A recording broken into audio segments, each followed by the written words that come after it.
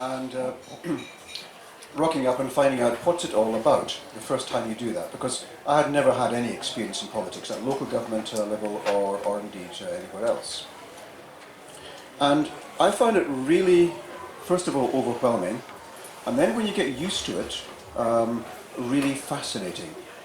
Because in Western Australia, we have got to stand up in the face of an overwhelming Labour majority, which is doing its best not to do what it has said it's going to do. The Labour Party in Western Australia has, as part of its official platform, the legalising of cannabis.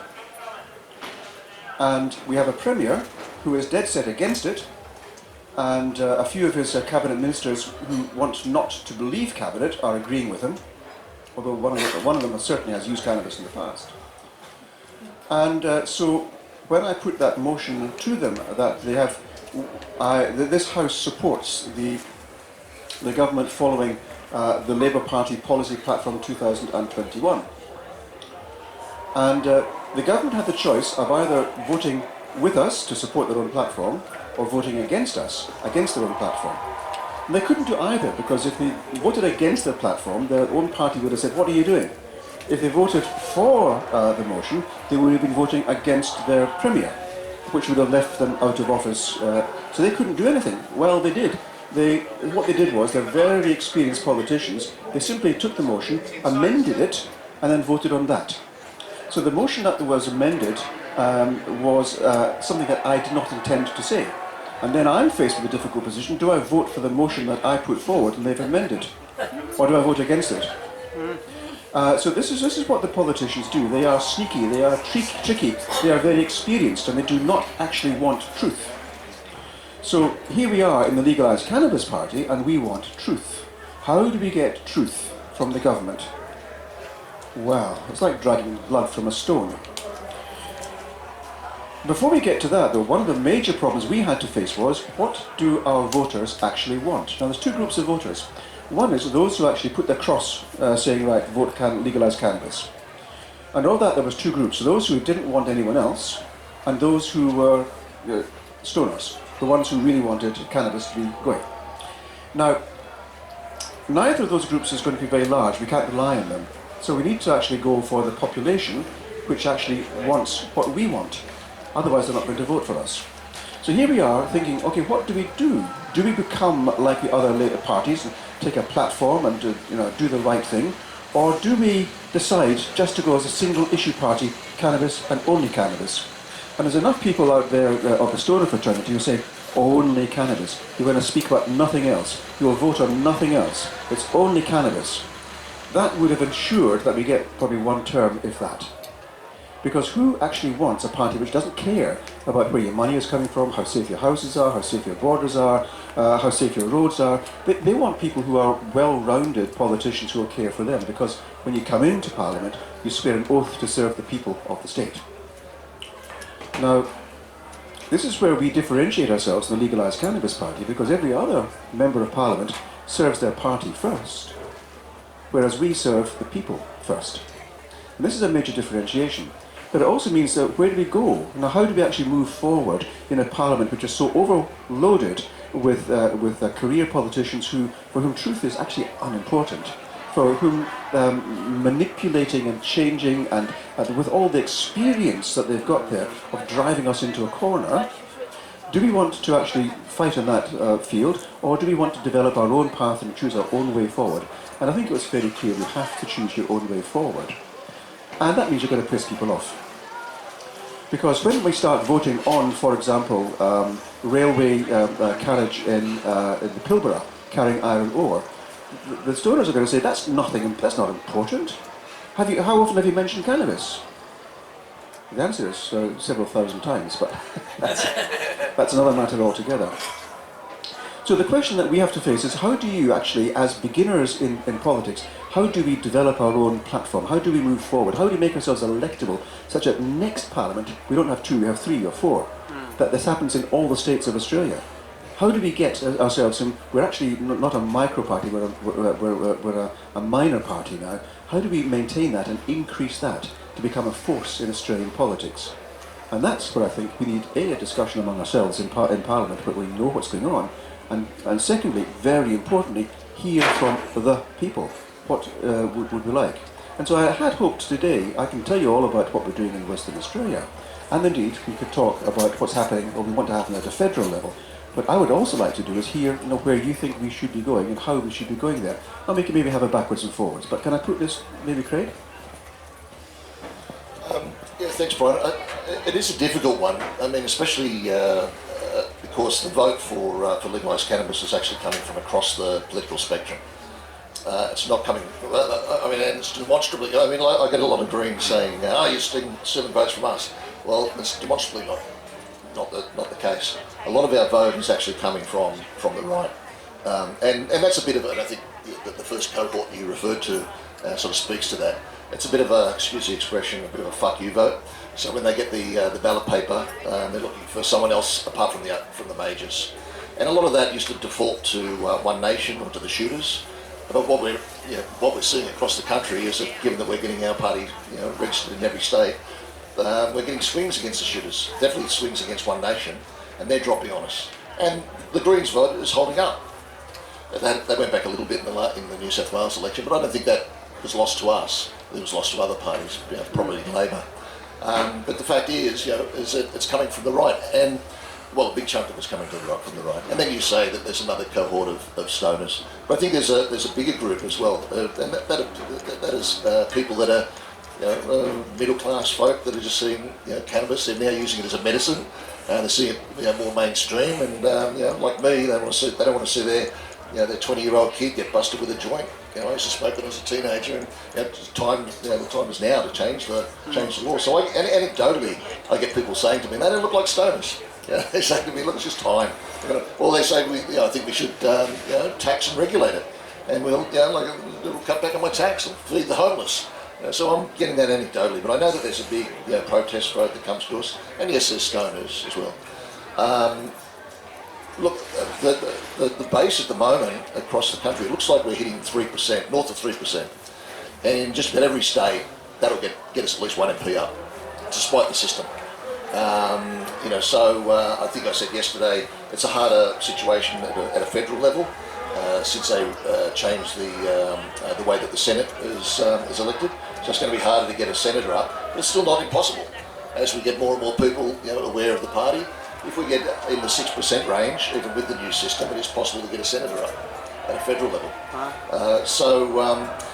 Brian, I hear exactly what you're saying. I'm concerned with us going too far outside of cannabis, that we start especially if we're like me, I'm a lefty, so I'll be pushing for all sorts of social justice policies, etc. If that's where we go, but then we start looking like the Greens, perhaps. And people will, then the narrative will be, well, what's the difference between voting for you or voting for the Greens? So, and by the way, being the secretary of the parties, it's a fucking lot of work. Sort of trying to negotiate policies as well outside of our central one. So, whilst I'm very keen to hear everybody's opinion, and definitely I think that we should be surveying the party members, going out to all the party members. We've got just in New South Wales over 2,000 members now.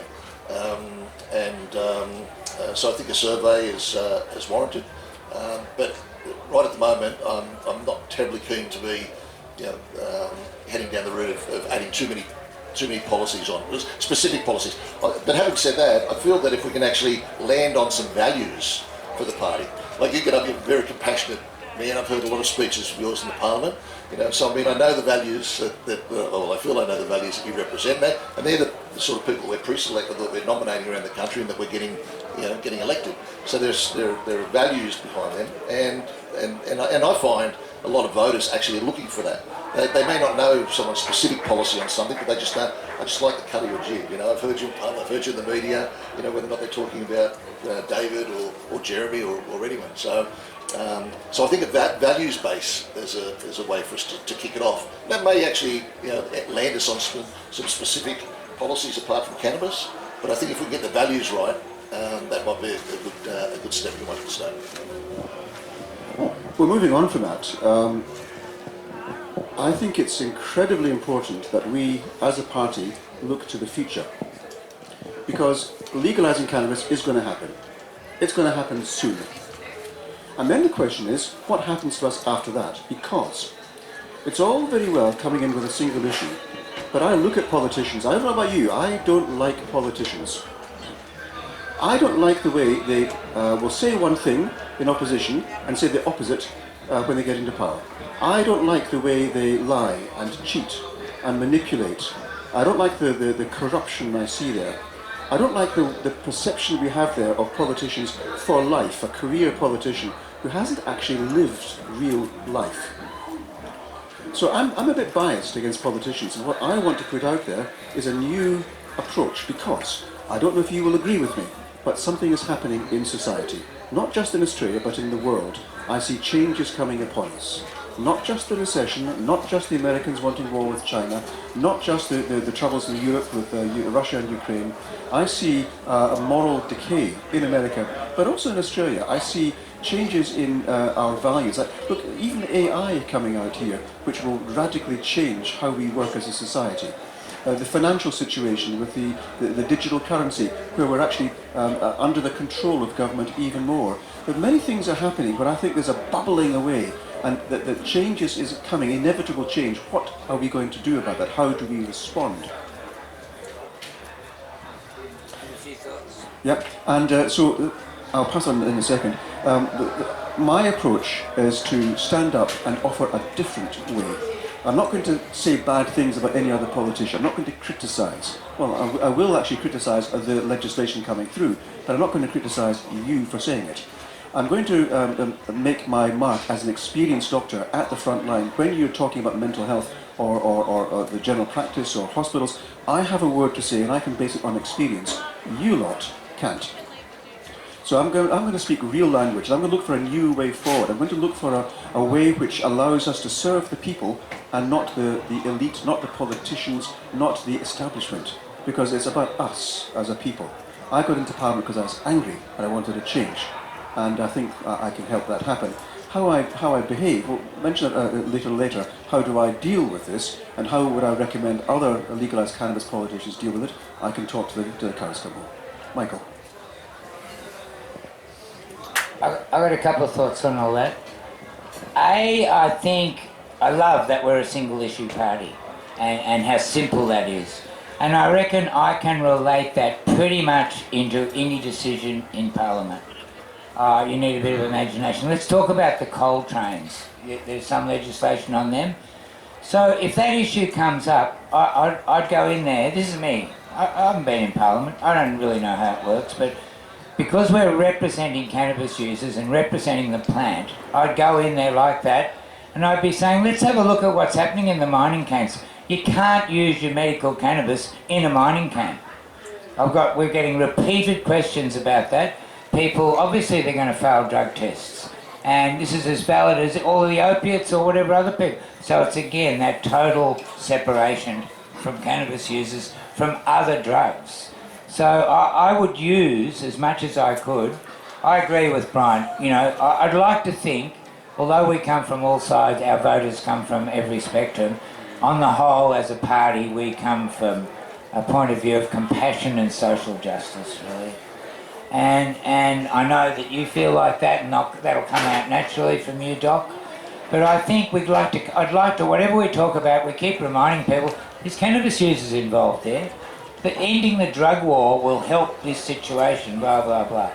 As for the future of the party, for me, I would just tackle other drugs. I would like to, the whole drug war has to go. You know, it should be a health issue. It should have nothing to do with the police, as far as I'm concerned. That's a priority for me, probably. Is that a question there?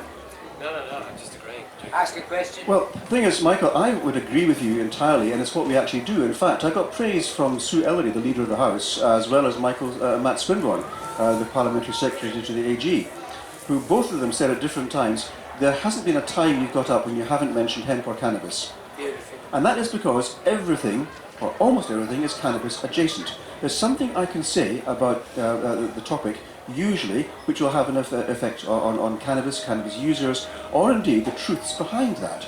So we can certainly spread that out, but the overarching principles about compassion and social justice, this is, I think, fundamental, I think, to who we are, or unlike us should be. Because this is what people need. We have a huge part of our population which is disenfranchised, disempowered, disengaged with society, who are struggling to get by, and they're struggling to get by because we have created a society where they are not able to fit in.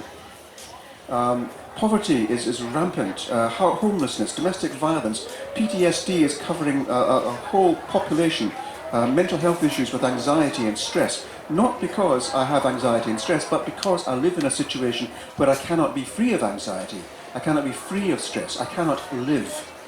And I think if we as politicians allow that to continue, we have failed in our job. We are here to serve the population, to let the population live the best life they can, and not stand in the way of that.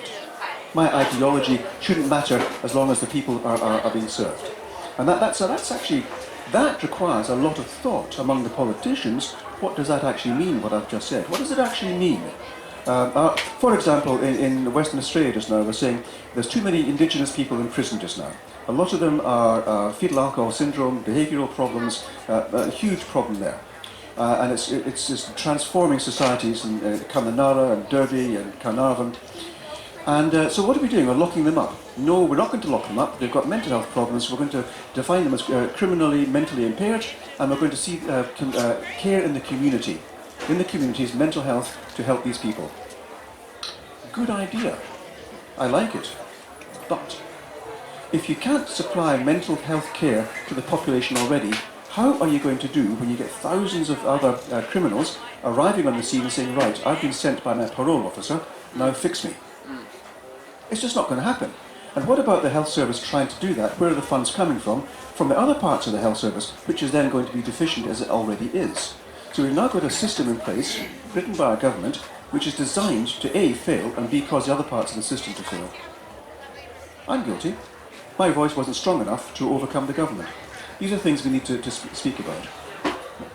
But this is part of the fascination of being a politician, seeing it from that side, and most people don't give a shit. Actually, they really don't care, don't read the papers clearly enough, or don't follow it, and it doesn't affect them because they've been disenfranchised, disempowered, and just disengaged. Actually, I'd like to bring it back just one step, in fact, and something we touched on yesterday at a panel, and that was talking about the different models of legalisation. You know, I wouldn't mind. We've got a few people here today just to find out how people define legalisation. You know, what does it mean? When have we done our job? When do we actually drop the legalise bit? We just become Cannabis Australia or Cannabis Party, right? I mean, is it when we get home grow? Is it when we get social clubs? Is it when we get that it's legal to carry 50 grams or 100 grams? Or is it when, or does legalisation not achieved until we've got dispensaries on every corner? Or like the Greens were talking about today, having coffee shops. I'd love that. I'd love to be able to just get in my car and just drive down to the local dispensary and get my edibles, my ounce or whatever. And that'd be fantastic. That's my dream. But being involved in politics, I know that those things don't. When it happens, and will happen. That may be 10 years down the track. But I'd be keen to know everybody's opinion, or as many opinions as possible, on when have we reached legalisation? What's everybody think? I think, for me, legalisation is when we're sitting on a very similar legal platform as alcohol, where you can come home and smoke, vape, do whatever you want, you're not criminalised, but then you can also go to somewhere and buy it, or you're allowed to grow it, or you can give somebody a friend, just like somebody can. I think I brought this up before. We have a 2% that are willing to brew their own beer. You can buy it in the shop, but you're allowed to grow it. That's the same sort of feeling I want to have. And when they first started, and when they first started in Germany, and they were talking about how much they limit how much people carry, their own health minister stood up and said, somebody can drive through the street with a whole boot full of alcohol, we don't say what. So legal, when we're like beer, we're legal. That'll change Which basically will require us to have shops, and treat it exactly and regulate it exactly the same as alcohol. Well, no, hopefully learn from the mistakes of regulating alcohol or do it in a better way. Yeah. It's, But you're going to be able to keep an eye on quality, supply. You can control. Like I like the Greens idea of keeping it local and keeping big industry out of it. All those things are great ideas. But until we can actually have it without anyone getting into trouble and no criminal getting any money from it, then we're in a good spot. So I was just going to say, but that's a really important point. I mean, what are the lessons from alcohol that we should learn? In your opinion? well, I mean, advertising is another big one, right? Yes. Glorifying. And so as the Greens have captured with their federal proposal, it's not letting the oligopolies take over, it's making it you walk into Dan Murphy's now, look at all those wonderful craft beers all owned by 3 companies. Yeah, that's right. As soon as you get good, they buy you. It's bullshit, right?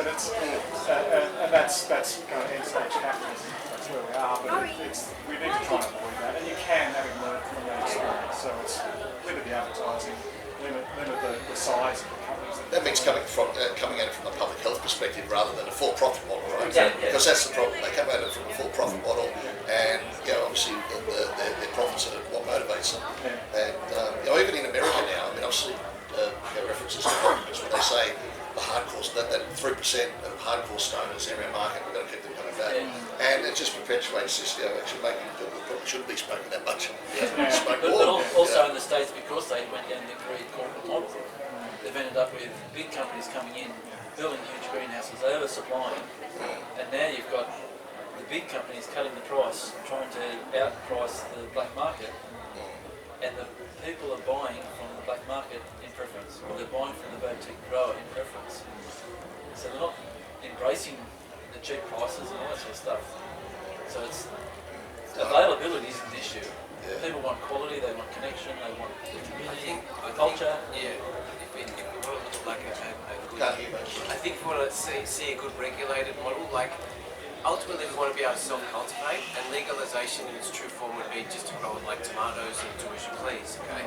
But in Australia that wouldn't be like very viable, because we want to, for the government, everyone to be happy, offer some form of structure, but to have a body that just governs the cannabis sector, not anything existing, no tobacco, no government body, no drug and alcohol, no drug sector, just a new body that's for the regulation of, say, social clubs and self-cultivation, and that would look at social club structures and make sure that facilities were self-cultivating for their members, and just add, the fine print to a very basic model of social club self-cultivation in suburban areas where you have a license fee based on your membership. So, like in Malta, they've got a structure of 0 to 50 members with a license fee of like 10,000 euros for servicing 50 members, going up incrementally up to 500 with a license fee structure change, and just being able to supply your members from your cultivation. They're the models that are based off the Spanish model, but are being just refined for governments to accept and to follow. Well, you're pointing out very truly that there's quite a few models out there, and they've all got pros and cons. My particular preferred model I would choose is something like the laws which are surrounding home brew of beer or home distilling of alcohol. Because I don't know that many people who brew their own beer. I'd rather go to the bar, I'd go out shopping and buy a beer. And this is where we get the commercial side, but on the right for the individual to then grow their own cannabis, make it the way they feel appropriate, cook with it if they will, so that type of model, I think, again a very alcohol type of model would be my preferred approach. But the question then, of course, is how the regulations for keeping it like for alcohol away from children. Because unless it's medically prescribed, giving children high-dose THC in growing brains is never a good idea. So we need to find some way of regulating the business such that we need to protect those who need protection and give freedom to those who want freedom.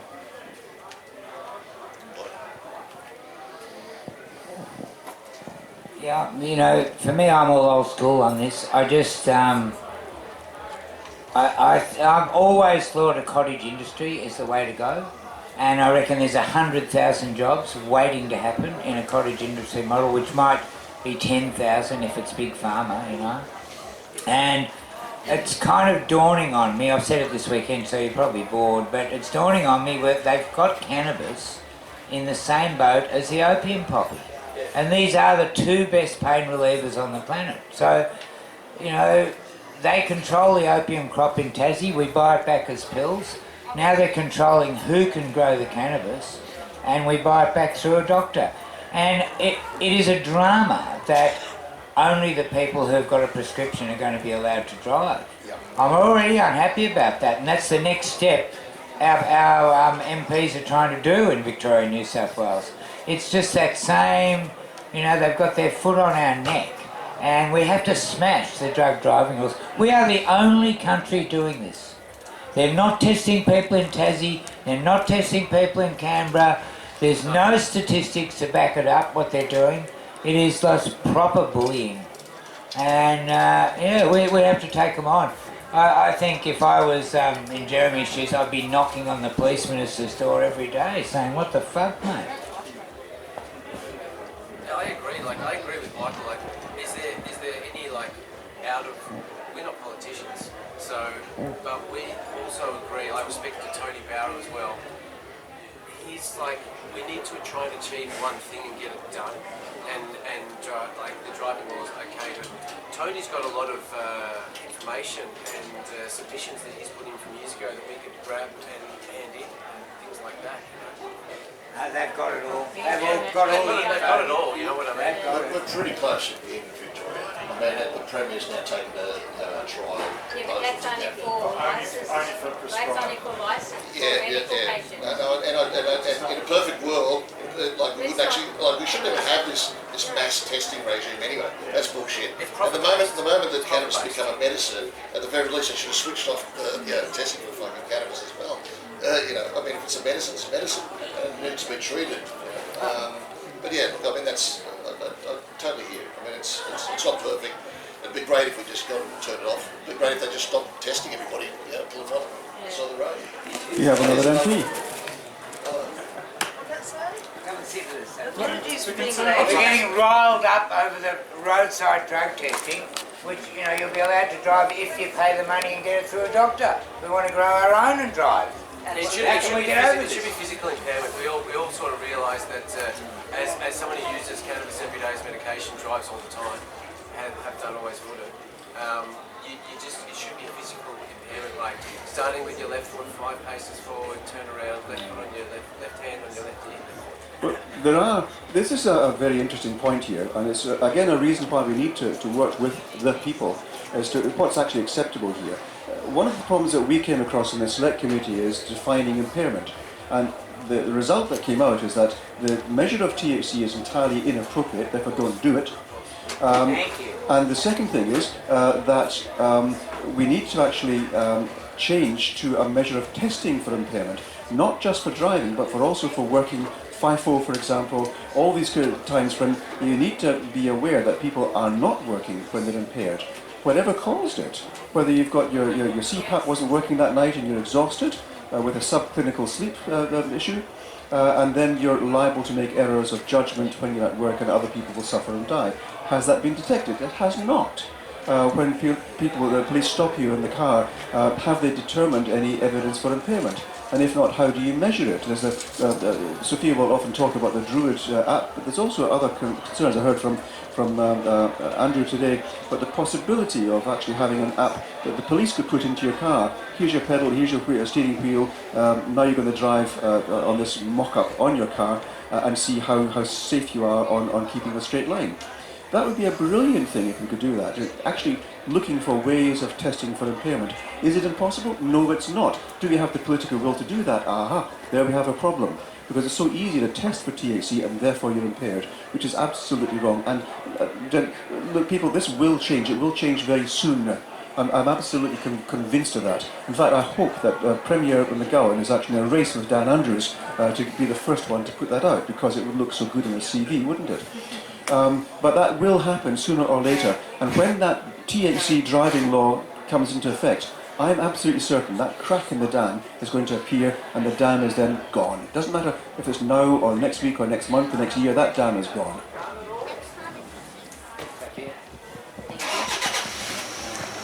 Apologies for being late. I have no sense of direction, so sorry about that. One of the things with impairment testing is that it's fairly cheap. So when you look at the tests, the cost of the drug tests, one, they're quite sensitive, measuring down to 5 nanograms, I think, and they are at least $30 a piece. So once you have a program that an app or something that the police can test you with, that would mean there would be a one-time investment only, really. So once that's developed and adopted by the police, that would cover everything, and also occupational health and safety as well. So currently what we have in WA in particular is a whole bunch of FIFOs who've got all this extra money, who like to smoke methamphetamine on their off time, and after about 48 hours that is out of the bloodstream. So every time they go back to work, they are going through a withdrawal process, right? You get the same with people who are very tired, they're not functioning at an optimum. You get the same with people who are on opiates, which is apparently quite okay. Whereas if you go to impairment testing, that would pick up all of those things, and that would actually set, in my opinion, a gold standard for occupational health and safety. And it is really unfortunate that we have to convince the government to actually improve standards around occupational health and safety when it makes so much sense just to do impairment testing. Just another You know the Druid test? Yeah. That's the one? So that's the one. I've only got one eye. So I had to do the Druid test and I failed.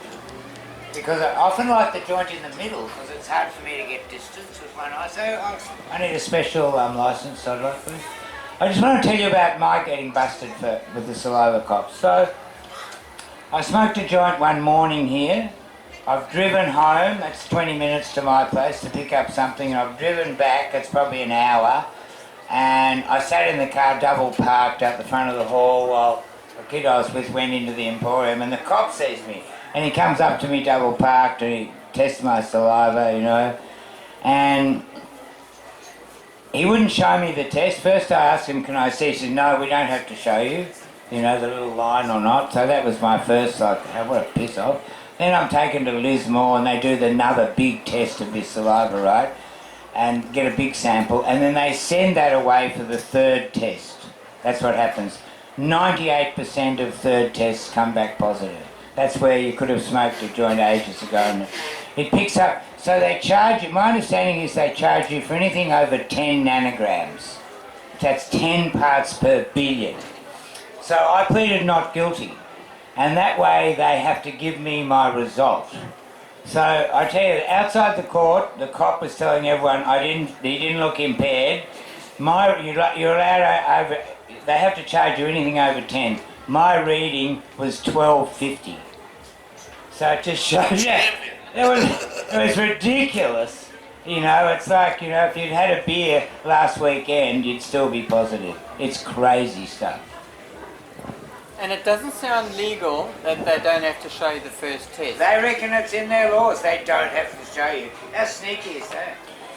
Well, one of the things we're facing in Western Australia is that we've got an autocratic dictator who's actually approaching a fascistic state, I would think. Would you agree? Yeah? I reckon. And we're certainly having increased the police presence, police powers. Recently, the precincts, you can exclude people from precincts if they're dangerous, but the powers that the police have, they have taken to themselves, and they have refused to share what their powers are with Parliament. And the Premier is cool with that. And he's got a police minister there who has lied to the Parliament, lied to people, and is allowed to do so with impunity. So I'm looking, he's installed an ex-police commissioner as governor. The current police commissioner is very pliant. So he's got the police firmly on side, and the people are now being oppressed. The mandatory vaccinations, for example, is unheard of. And then they say, no, but there was informed consent. Informed? Yes, you were informed you'd lose your job if you didn't do this, but consent was then enforced. And they're quite happy with that. And now they've actually got, believe it or not, they've now made the medical board work with the government that the doctors are now required to parrot the government line, and if they fail to do so, they can be suspended from medical practice.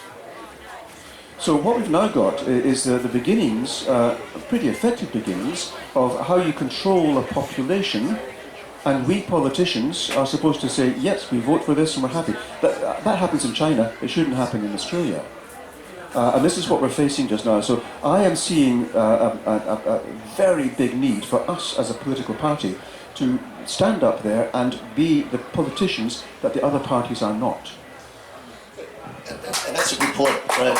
And it also speaks to something that resonates in the electorate, and that is when we run ads for the recent elections that we're anti-authoritarian, it's a bit of a stick it to the man sort of thing as well.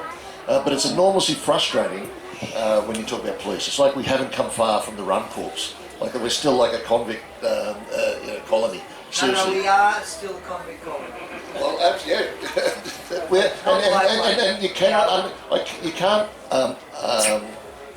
overestimate. I mean, the power that the police have in these corridors of power are just unbelievable. Yeah.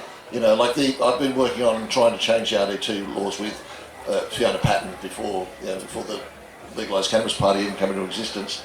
Well, we had hemp, but before we went state.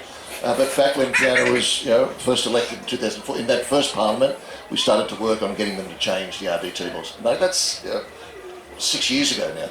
And the enormously frustrating thing is that there are roadside drug tests for impairment. I mean, they use them in the United States. And we were saying, look, to the police, when it finally got referred off to a working group, the police were a part of this working group, and we were saying, look, what about roadside drug testing? And they said, yeah, we could, no, we're not going to do, sorry, not roadside drug, roadside impairment testing.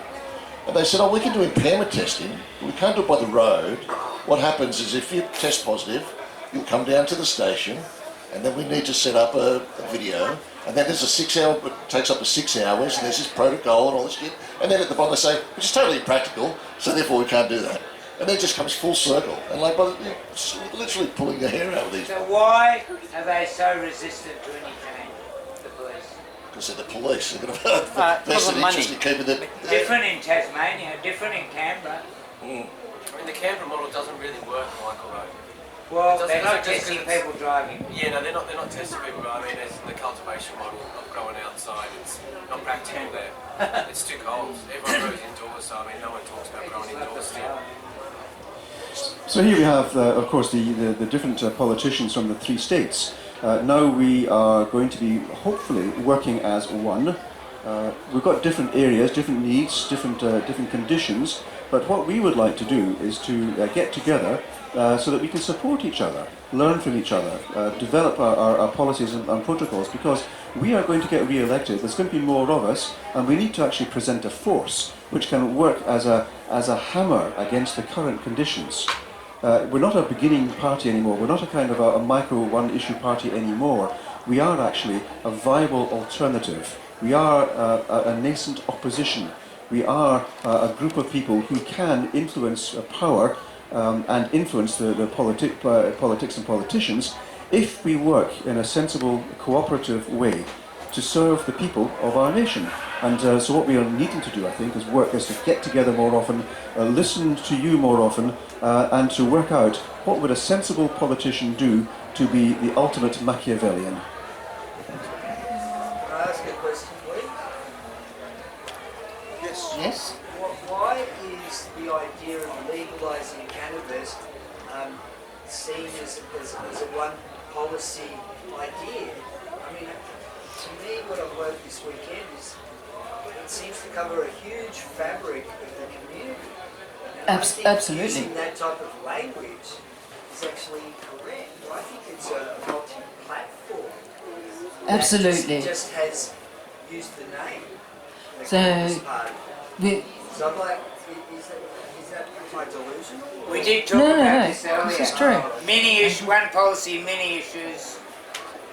So when you look at hemp, for instance, if cannabis is entirely legal, then hemp growing and manufacturing products from hemp will become a lot easier as well. And then you start looking at the massive environmental impact that can have. You're looking at carbon sequestration, in particular with buildings.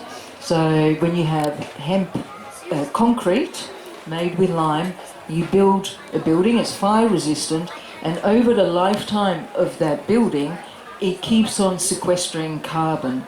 Now, hemp in itself, and cannabis too, can also sequester all sorts of toxins from the soil as well, including radioactivity. Now, when you look around, and there's so much polluted soil out there, and this would be one way to revive that soil. Then you start looking at biochar as well, from which can help with the soil quality, and once again, carbon sequestration too. Another aspect of hemp is slow fashion.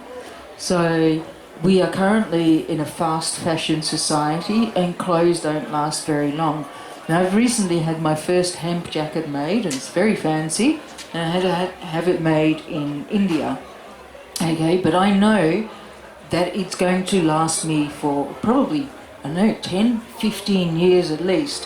When I look at clothes that I buy from Kmart or any of those sorts of stores, it'll be 1-2 seasons. Shoes, very similar, they don't last very long. So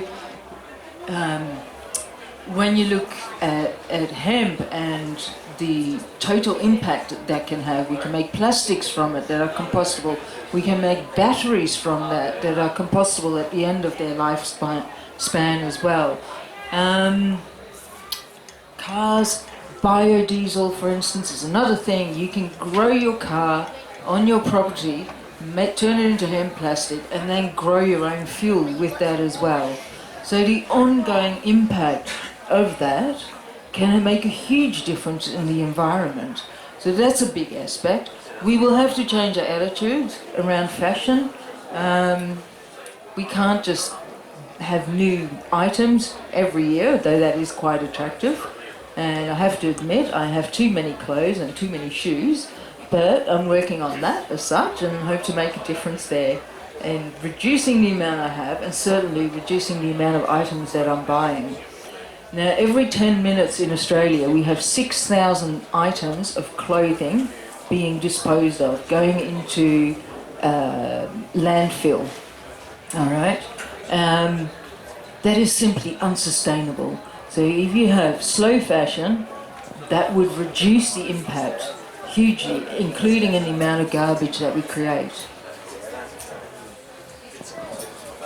If I could add to that, there's one thing that I would like to emphasise. Hemp or cannabis being a single issue. I very often use, Craig knows this very well, there's 3 words I like to use as part of my byline. One is truth, freedom and growth. Now, I like to look at the cannabis leaf as a symbol for truth, because we've been lied to for 90 years regarding the dangers of cannabis, and we've had research prevented, and we've been vilified, and we've been imprisoned because we are partial to a healthy healing herb. They're lied to us in a racist, xenophobic manner, and we have swallowed it hook, line and sinker. So the question then is, if the governments have lied to us over the decades with cannabis, where else have they lied to us? And we as a party ought to be using this cannabis leaf as a symbol. We are going to search out those dark spaces where you are lying, and we're going to find them, and we're going to put them into your face and demand that you actually rectify these lies, because we demand the truth. And the next thing I would say is the freedom. We need the freedom to live in a free society, doing what we want, when we want, how we want, without any government telling us what we can or cannot do. Provided, of course, this only proviso that no one else is harmed. So if I want to climb a rock face and fall off to my death, that's my issue. You shouldn't stop me from climbing a rock face because it might be dangerous. You should not stop me from doing what I want to do if I do a stupid thing, because I need to be responsible ultimately for what happens to me. But I should not do anything which harms you. And this is the freedom, the truth and the freedom. And the last part of my triad there is growth. And people think I'm poking the bear with growing cannabis. And yes, I am. But there's also growth in spiritual growth, there's personal growth, there's business growth, there's innovative developments in society growth. If we stop growing, we start falling back. We need to grow. So the truth, freedom and growth part, I think, really is part of who I am. It's not yet part of who we are as a party nationally, but it's something I can heartily recommend. It's not what I'm putting out in Parliament in Western Australia. And it is finding a resonance there. People, the opposition parties or the government parties, they're aware of this and they have little in the way that they can say against it. They might not like what we do, they might like what we say, and they always will oppose wherever they can, but they can't deny the truth. Brian.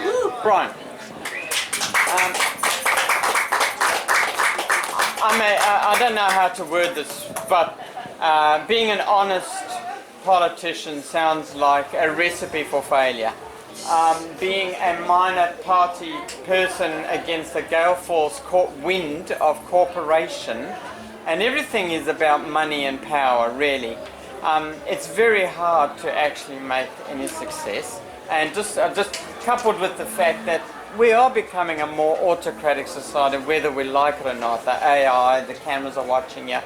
So, I mean, is there an avenue for making alliances with corporations, like Gina Reinhardt maybe? She owns a couple of cannabis industries. And is there a role model where an honest man or woman from a minor party in other countries has developed to actually influence corporate control? Well, yes and yes. I think politics is the art of the possible, isn't it? So if we need to have alliances with people with whom we're not aligned, as long as we're getting the outcome that we desire, I think that's probably the possible. And we can always look at the next stage of that. The trouble we're facing is that our society is governed by power and money, and we don't have the power, nor do we have the money. So we're always liable to be ripped off, exploited by those. And so it's a very careful consideration. And I think I'm too young in politics to be able to give you a true answer on that. But Sophia? I too am too young in politics. However, I have opinions. One of the things that our current society is built on in our economy is infinite growth on a finite planet.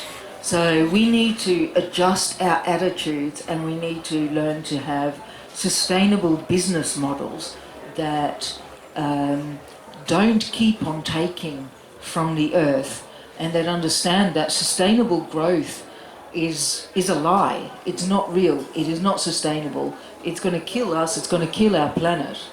You know, and if we want to be happy as a people on this planet, we have to live in harmony with it. And currently we aren't doing that at all. So we need a societal attitudinal shift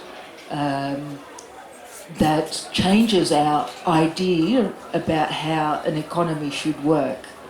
I'm seeing some of that happening in WA with some of the hemp growers. I think here you're starting to see more of that as well. It is changing, but certainly the larger companies don't seem to have that sort of an attitude as yet. It's something we all need to advocate for and normalise that sort of thinking, that we cannot have infinite growth, that should not be part of any business plan simply because it's going to be detrimental to all of us. So, could I just say, I hear your thing on if we can get hemp out there, how good it is for the environment, but ultimately for me, we need our minds altered. And cannabis is mind altering. And you know, it's the spiritual, enlightening, insightful side of it that can help save the planet, I reckon.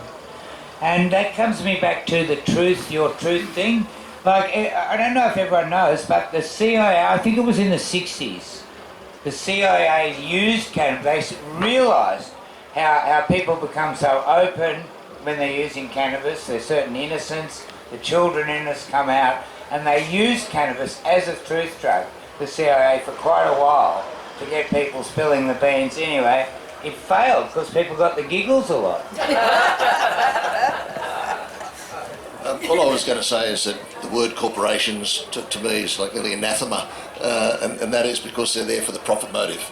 And that's why I love the idea of the cottage industry and coming back to cannabis. I think it's going to be so important for us to have cooperatives. I mean, I love I want I want to be have the right to grow 4 plants, but I want to have the right then to assign that right to a cooperative of 100 people that are all that together we've grown 4 plants, or what is that, 400 or whatever. But do you know what I mean? Great idea. Yeah. Cooperative. Yeah. Maybe we should be thinking about cannabis growing like tomatoes. I mean, who's going to bother about the tomatoes? If you've got too much, you'll just share it with your friends. I'm very much in the idea of freedom, and let's get away from the idea of cannabis being something dangerous. It's not. Politicians are dangerous. We kill people. So I think I'd want to restrict politicians, not cannabis. But moving on, I think the question of what would we do in this current world, how can we make a difference? Well, I come back to what I've said for a long time now. It has to be working with the people. Think of the storming the Bastille against the predations of the monarchists in France. Look, it was a terrible time, but it affected a change. I very much think we should go, and I take from the film Zulu, this idea of the horns of the bull, the attack mentality of the Zulus at the time. We need to actually work on the one hand of getting the people up on their feet, out of their foxholes and saying, we demand change. Did this with voluntary assisted dying, with gay marriage. We need to do this again with cannabis, because cannabis is not going to kill you. The politicians are going to kill you. And we need to get, I wouldn't quite say pitchforks and flames, but yes, pitchforks and flames. We need you to be storming the gates of the Bastille, one way or another. Metaphorically, maybe not physically, but we need action to frighten the government. On the other hand, we also need the politicians in Parliament to offer a solution, a face-saving solution. The economy, how we could improve the economy, how we could enhance people's wellness, how we could save costs to the health service, how we could help repair the environment, save the water, give these solutions which hemp and cannabis can offer us. And so the government can then say, oh, of course we're going to do this. And it wasn't the pitchforks and the flames. No, we see the reason here, always have, always will. We support the people. That way we can manipulate, we can get the government to do what it should do, but we need to work at a strategy, or a series of strategies, and that will be the political side here, and how do we actually how do we move, and it have to be social media, because we're not going to get out there knocking your doors and say, right, protest is on at 10 o'clock. So, you referred to assisted dying, Cindy. I mean, that's a good case study in actually getting some big social issues sorted, and those things are driven, and they have been driven. Firstly, for example, Fiona Patton got an inquiry up in 2014. I mean, it took a private members bill to actually do that, and in New South Wales more recently it was Alex Greenwich that had to drive that. No one in the majors would. They just don't have the guts. It's the same as drug law reform, and that's why the importance of having legalised cannabis members in there, and that we can actually drive that from essentially we're independents, but I mean that's what it takes. I mean, Alex Greenwich did a fantastic job getting the biggest cross-sponsorship of any bill in the history of the country. He managed to get someone from every party to back that, but it actually took a private member to actually drive it and get in there and go behind the scenes and, as they say, work across the aisle. But you're just not going to have the courage from these major parties, from anyone in the major parties, who's shit scared of losing elections or losing their pre-selection. And it's a tragedy. It's a tragedy with our political system. But it's one of the things that we're seeing maybe even break down right now, like with like the Liberal parties collapsing, falling in on itself, and they're electing progressive independents like the Teals and progressive independents like Pocock in the Senate. So maybe that is the storming of the Bastilles via parliamentary democracy. So one of the things that I've noticed in Australia is that people aren't necessarily that engaged in politics. When you look at other countries, France at the moment in particular, people are out there, they're protesting, and rightfully so, and they're making a lot of noise. We don't really see that so much in Australia. Melbourne has possibly some of that. WA is very sleepy, I would go for. Okay, yeah, and we all need to work together on that.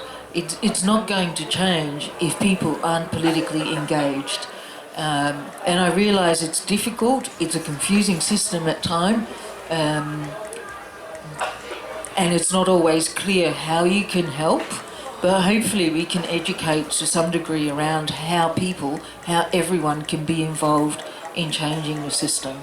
There's a reason for that, and that's because these issues don't actually impact on a lot of people. The reality is, if you're in the middle class, if you're living in eastern suburbs in Sydney, you're not getting drug tested on the way. You would certainly not be drug tested for double parking somewhere where it never would happen, ever. Absolutely, So, it's targeted. So it's the same thing before the driving laws, right? It's, I grew up in quite a working class area and saw my friends getting busted all the time. And then I went to uni and met different groups of friends who lived in Brighton and Kew and these sorts of areas in Melbourne.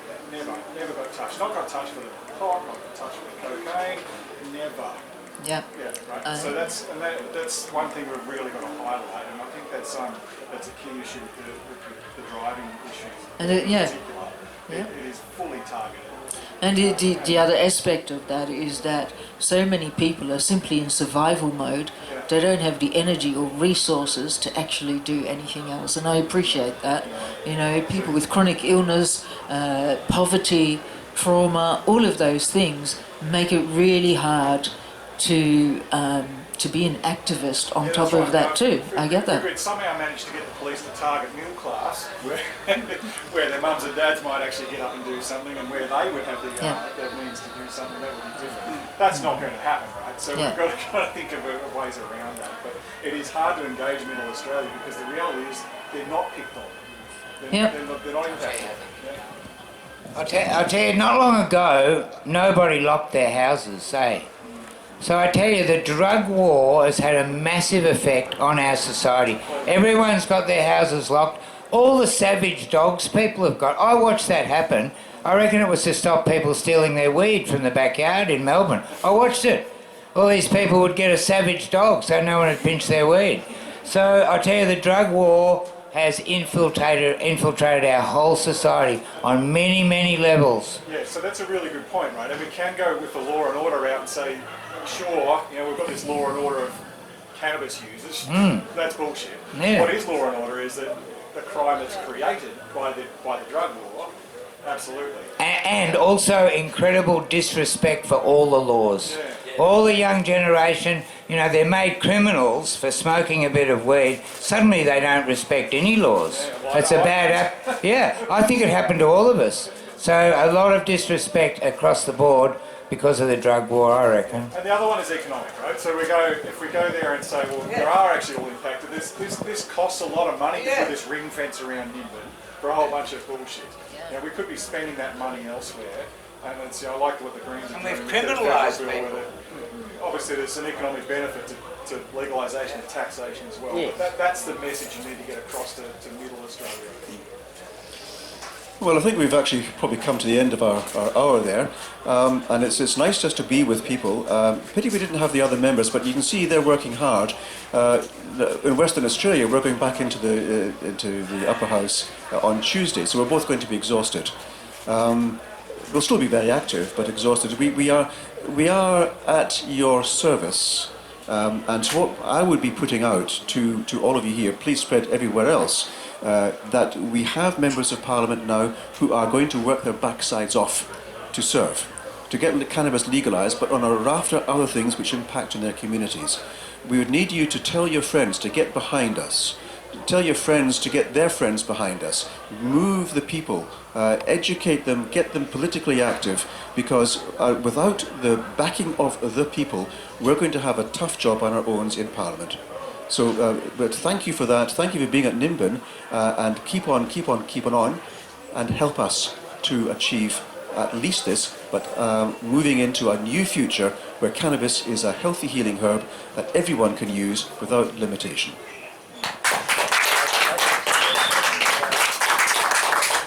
Thanks for coming. We should especially thank Brian and Sophia because they are outnumbered over there in the West.